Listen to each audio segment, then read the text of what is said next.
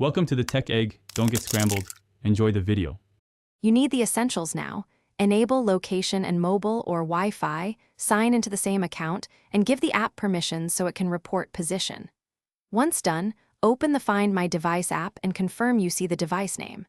Make sure the device shows online or a recent timestamp. If it's offline, note the last seen time. These steps connect the service to the device. Without them, you can't locate or manage it remotely. Now locate the device on the map. Zoom to confirm the address or approximate area. If it's nearby, tap Ring. The device will play a loud sound so you can find it quickly. If it's not accessible, use Secure or Lock to display contact info and block access. Set a temporary PIN if offered.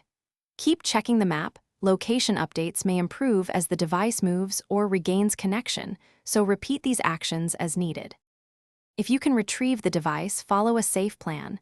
Call the number displayed, meet in a public place, or involve police for theft.